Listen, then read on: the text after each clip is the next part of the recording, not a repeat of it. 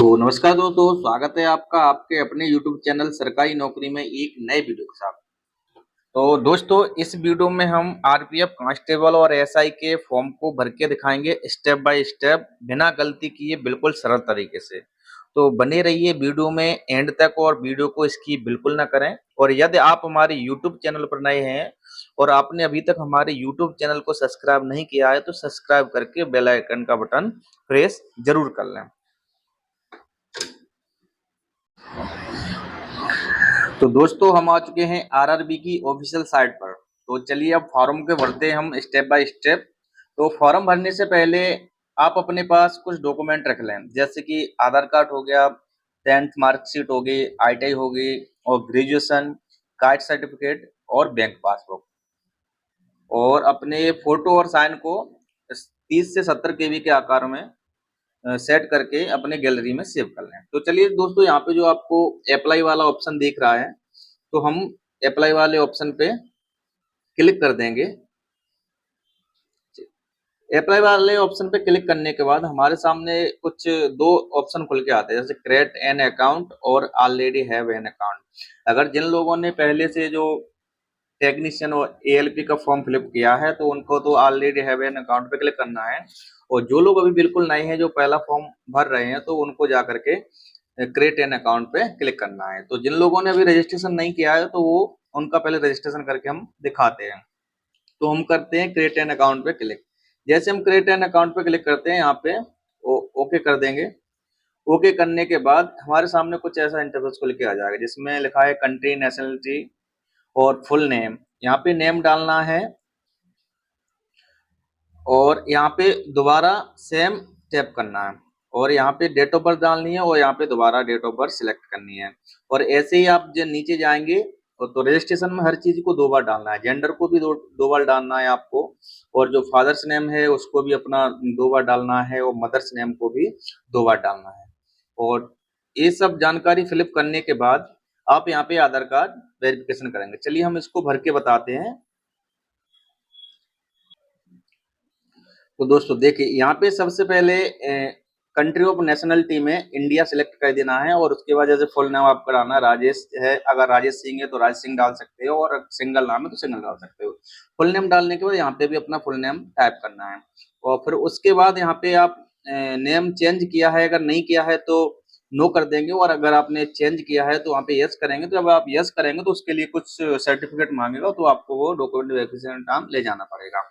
और यहाँ पे नीचे बात कर लेते हैं, जैसे डेट ऑफ बर्थ है, तो डेट ऑफ बर्थ हमने एक बार यहाँ पे टाइप किया और दूसरी बार यहाँ पे भी वही same date of birth type करना है। और जेंडर अपना सिलेक्ट कर लेना है दोनों जगह, और फादर का नाम भी यहाँ पे 2 जगह टाइप कर लेना है।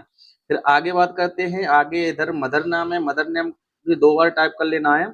और मदर नेम टाइप करने के बाद आपको इधर यहाँ पे अपना आधार नंबर डाल देना। जैसे आप आधार नंबर डालोगे, यहाँ पे वेरीफाई करोगे, तो जो अगर आपका आधार नंबर लिंक है फोन में तो आपका वेरीफाई का ऑप्शन आ जाएगा।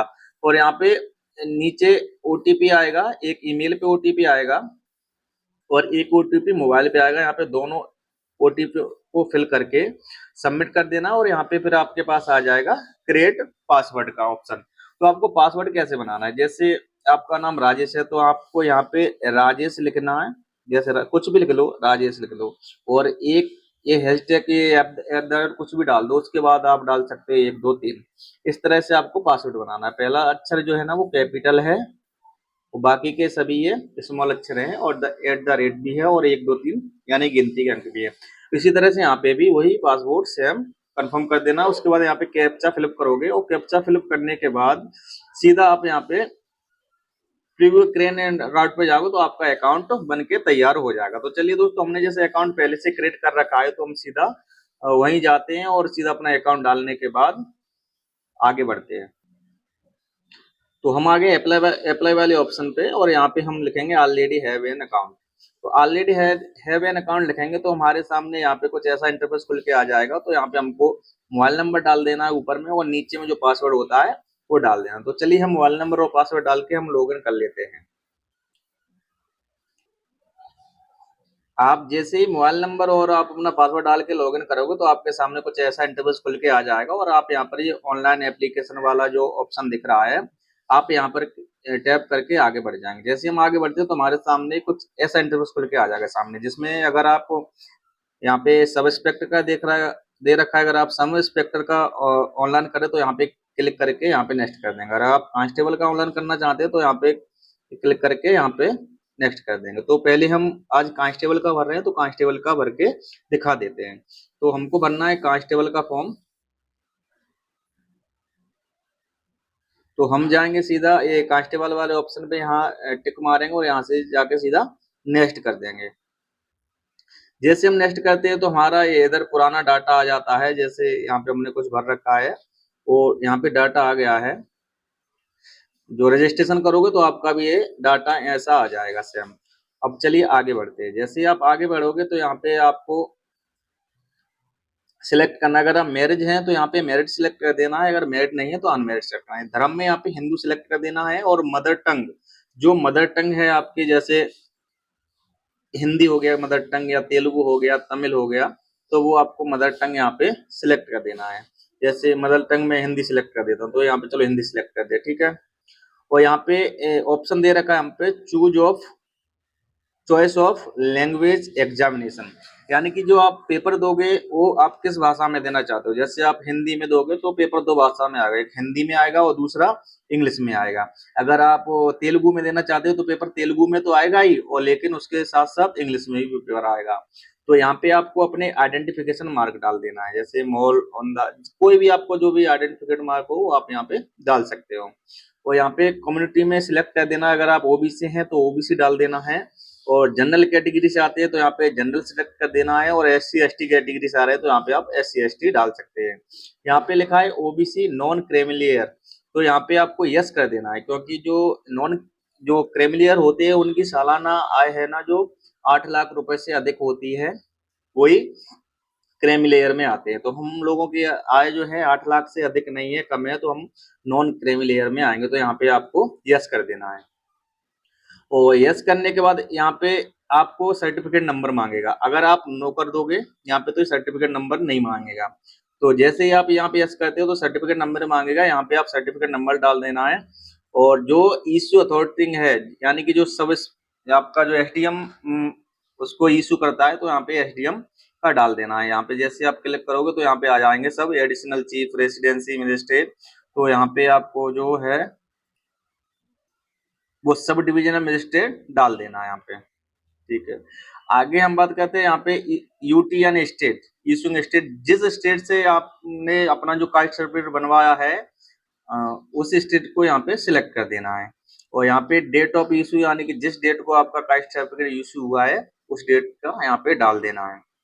अब यहाँ पे बात कर लेते हैं एड्रेस की। तो एड्रेस यहाँ पे देखो, प्रेजेंट एड्रेस और परमानेंट एड्रेस, दो एड्रेस आ रहे हैं। अगर आप रेलवे एम्प्लॉय हैं या किसी अदर गवर्नमेंट जॉब में काम करते हैं या किसी प्राइवेट सेक्टर में काम करते हैं कंपनी में, तो आपको क्या करना है, जो प्रेजेंट एड्रेस है वो आप वहीं का डालिए और परमानेंट एड्रेस है वो घर का डालिए। प्रेजेंट एड्रेस वहाँ का इसलिए डालिए क्योंकि जो रेलवे है वो आपका जो एग्जाम सेंटर है प्रेजेंट एड्रेस के हिसाब से देता है, ना कि परमानेंट एड्रेस के हिसाब से। इसलिए आप वहाँ पे प्रेजेंट एड्रेस वही डालिए जहाँ पे आप वर्तमान में कार्य कर रहे हैं या रह रहे हैं। नहीं तो आप कहीं मान लो केरल वगैरह रह रहे हैं, आपने अपना प्रेजेंट एड्रेस परमानेंट एड्रेस आपने घर का डाल दिया है, तो आपको एग्जाम देने के लिए घर जाना पड़ेगा। 3-4 घंटे की रास्ता हो सकती है, इसलिए 3-4 दिन की रास्ता हो सकती है। इसलिए आप परेशानी से बचने के लिए आप प्रेजेंट एड्रेस वही डालें जहाँ पे आप अभी कार्यरत हैं या वर्तमान में रह रहे हैं, ठीक है। और ये सब जानकारी भरने के बाद आपको यहाँ पे टिक मार करके यहाँ पे नेक्स्ट वाले ऑप्शन पे सेव कर देना है। तो हम यहाँ पे टिक मार दे रहे हैं और नेक्स्ट वाले ऑप्शन पे सेव कर दिया। जैसे हमने सेव करने के बाद यहाँ पे ऐसा इंटरफेस खुल के आ जाएगा। तो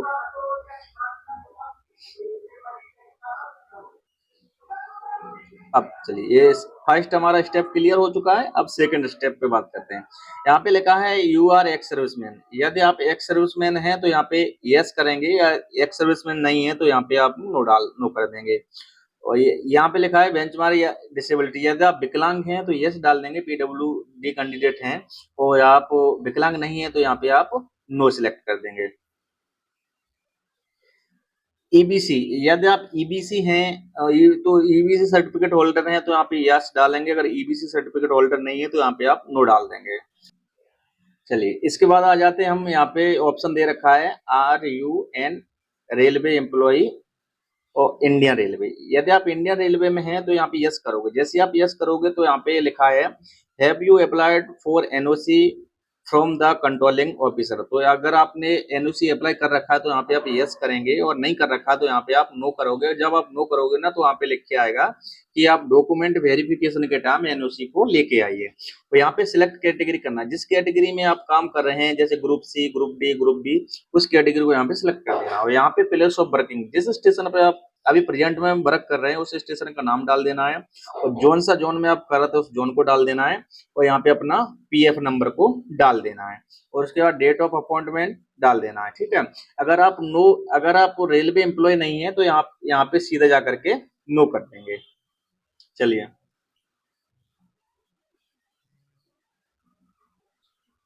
अब आगे बढ़ेंगे, और आगे यहाँ पे दे रखा है are your a course complete act apprentice. अगर आपने आईटीआई वगैरह कर रखी है तो यहाँ पे यस करेंगे, और नहीं कर रखी तो यहाँ पे नो करेंगे। और आगे ये डिटेल दे रखी है आपके अकाउंट डिटेल, यहाँ पे बैंक अकाउंट डालना है, क्योंकि जो आप फीस अभी कटाओगे जैसे ओबीसी वगैरह का 500 रुपए कटेगा तो उनका 400 रुपए रिटर्न आएगा, और बाकी SC ST कैंडिडेट का जो 250 रुपए कटेगा उनका 250 रुपए वापस आ जाएगा। तो आप यहाँ पे अपना अकाउंट नंबर डाल सकते हो, बैंक की जानकारी सही तरीके से फिलअप कर सकते हो। बैंक डिटेल डालने के बाद यहाँ पे नेक्स्ट का ऑप्शन आ रहा है, तो यहाँ पे आप नेक्स्ट कर देंगे। जैसे ही आप नेक्स्ट करते हो, जैसे ही आप नेक्स्ट करोगे तो देखिए हमारा ये सेकंड स्टेप भी क्लियर हो चुका है। अब हमारा आ गया है तीसरा स्टेप। तो तीसरे स्टेप में हमें क्वालिफिकेशन के बारे में जानकारी देनी है, यानी कि मेट्रिकुलेशन डालना है पहले नंबर पे, उसका रोल नंबर डालना है। चलिए हम इसको डाल के बता देते हैं।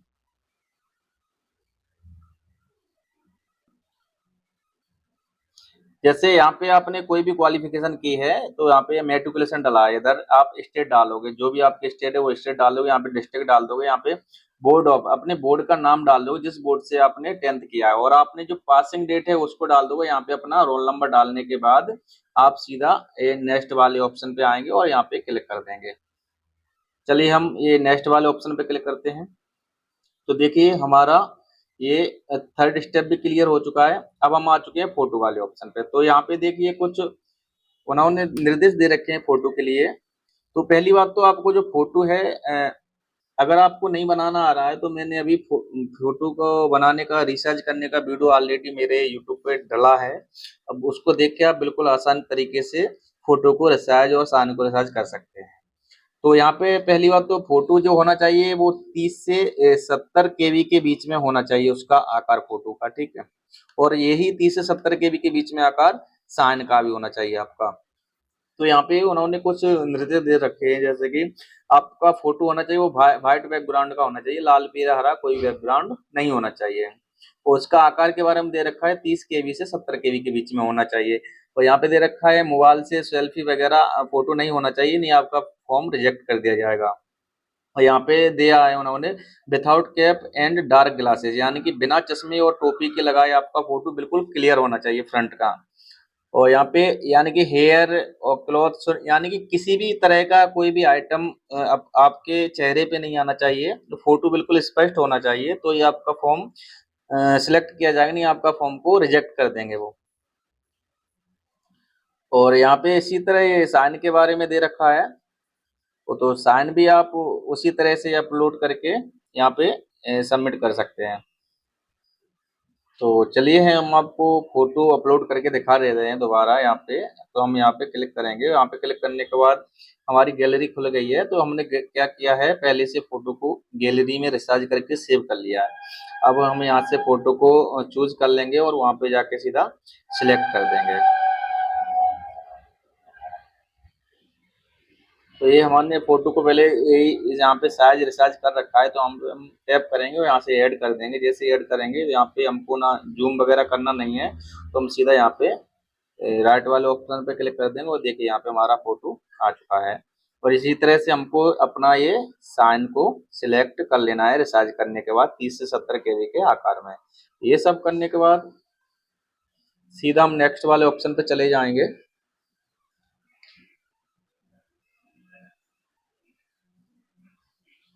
नेक्स्ट वाले ऑप्शन पे क्लिक करेंगे तो देखिए हमारा ये फोर्थ स्टेप भी क्लियर हो चुका है। अब यहाँ पे आ गया हमारे सामने ये फर्स्ट स्टेप खुल के। तो यहाँ पे आपको एग्री वाले ऑप्शन पे क्लिक कर देना है। यहाँ पे भी I have declared that have got, यहाँ पे भी आपको ये डाल देना है। और यहाँ पे जो प्लेस है आपका जहाँ से आप फॉर्म से फिलअप कर रहे हैं वो यहाँ पे आप प्लेस डाल देंगे और यहाँ पे आपका ये एप्लीकेशन आ जाएगा। और यहाँ पे जैसे आप सबमिट करोगे तो देखिए हम प्लेस डाल के बता दे रहे हैं।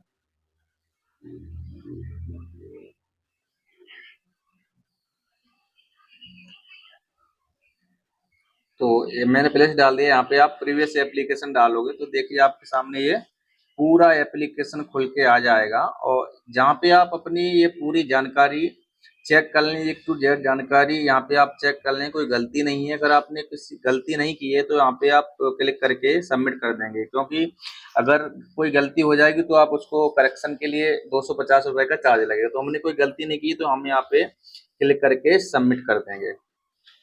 तो यहाँ पे हमारा एप्लीकेशन सबमिट हो चुका है। अब हमारे पास आ रहा है पेमेंट डिटेल का ऑप्शन, तो हम सीधा यहाँ पे जा करके अपने पेमेंट को हटवा देंगे।